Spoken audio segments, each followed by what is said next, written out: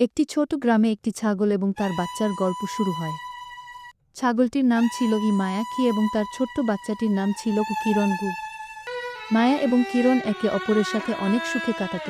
গ্রামটির সবুজ গাছের তলায় তারা ঘাস খেতে আসত এবং মাঠে খেলাধুলা করত।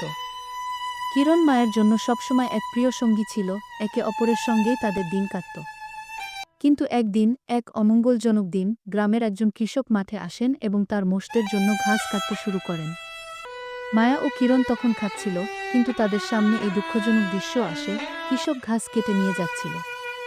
মায়া দ্রুত কিরণকে নিয়ে তাকে রক্ষা করার চেষ্টা করল, কিন্তু কৃষক তীব্রভাবে তাদের তাড়িয়ে দিল।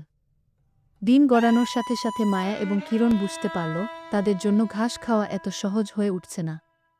মায়ের কাছে অনেক কঠিন সিদ্ধান্ত ছিল, কিরণকে আরও শক্তিশালী এবং স্বাধীন হতে হবে। তবে একদিন এক ভয়ানক ঝড় আঘাত হানে। মায়া কিরণকে নিরাপদ স্থানে নিয়ে যাওয়ার চেষ্টা করল, কিন্তু ঝড়ের তীব্রতা ছিল অবর্ণনীয়।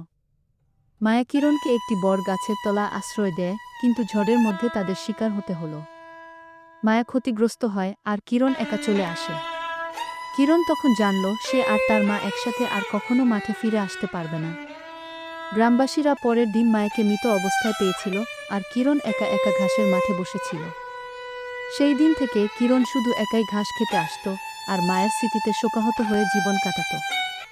এভাবেই এক সাধারণ জীবন থেকে এক হৃদয়বিদারক উপাখ্যানের জন্ম নেয়, যেখানে মা-ছেলের সম্পর্ক কখনো ভাঙতে পারে না, তবে জীবনের কঠিন সময়ে হারানোর বেদনা চিরকাল থাকে।